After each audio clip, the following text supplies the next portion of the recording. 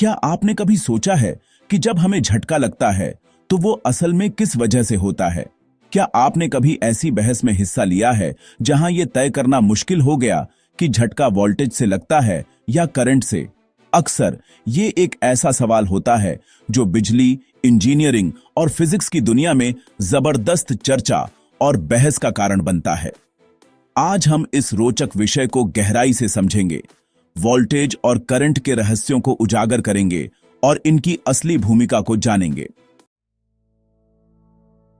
Voltage, जिसे volt नामक unit में मापा जाता है, असल में वो शक्ति है जो किसी सर्किट में इलेक्ट्रिक चार्ज को प्रवाहित करने के लिए प्रेरित करती है।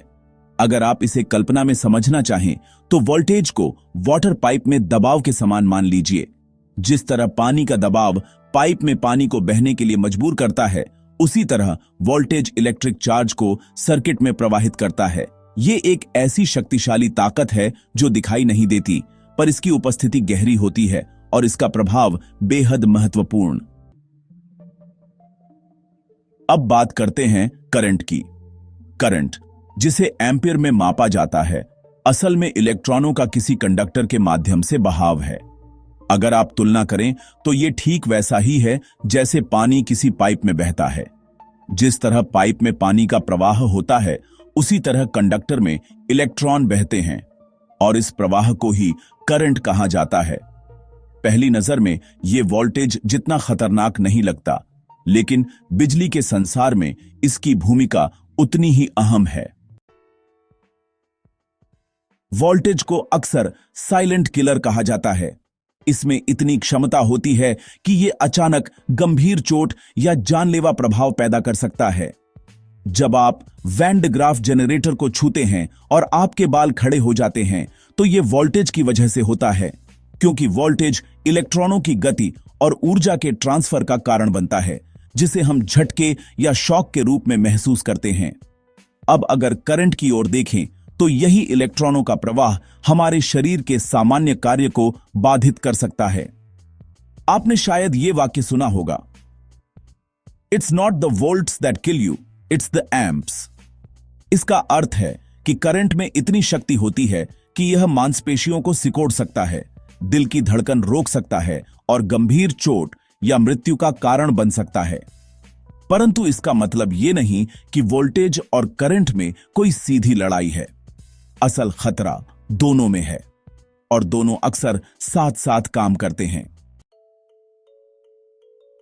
वोल्टेज और करंट दोनों के बीच का संबंध ओम्स लॉ से समझा जा सकता है। जैसे पानी के पाइप में रेजिस्टेंस बढ़ने से पानी का बहाव कम हो जाता है, उसी तरह सर्किट में रेजिस्टेंस बढ़ने से करंट का प्रवाह भी घट जाता है।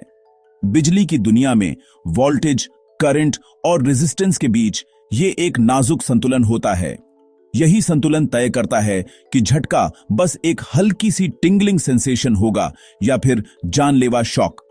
अब सोचिए वेल्डिंग मशीन के बारे में। ये लो वोल्टेज पर काम करती है लेकिन हाई करंट के साथ। फिर भी जब आप वेल्डिंग मशीन को छूते हैं तो आपको झटका नहीं लगता। क्यों? क्योंकि लो वोल्टेज अपने आप में मानव शरीर के अंदर प्रवेश करने के लिए पर्याप्त नहीं होती। मानव शरीर का रेजिस्टेंस लगभग 1000 से 10,000 ओम तक होता है। इस रेजिस्टेंस को पार करने के लिए वोल्टेज का स्तर पर्याप्त होना चाहिए ताकि करंट शरीर में प्रवाहित हो सके।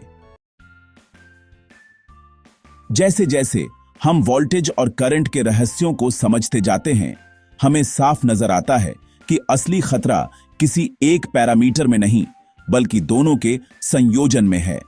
वेल्डिंग मशीन इसका उत्तम उदाहरण है, जो हमें दिखाती है कि केवल करंट या केवल वोल्टेज नहीं, बल्कि इनके साथ साथ रेजिस्टेंस जैसे अन्य कारक भी महत्वपूर्ण भूमिका निभाते हैं। और यही है इस पूरी चर्चा का सार। वोल्टेज और करंट दोनों ही अहम हैं, पर उनकी इंटरैक्शन और परिस्थिति तय करती है कि परिणाम कितना खतरनाक होगा। अगर आपके पास भी कोई इलेक्ट्रीफाइंग एक्सपीरियंस या रोचक जानकारी हो तो कमेंट में जरूर शेयर करें। हमेशा की तरह stay electrified and stay curious. और हां, वीडियो को लाइक, सब्सक्राइब और नोटिफिकेशन बेल दबाना ना भूलें। Stay charged everyone.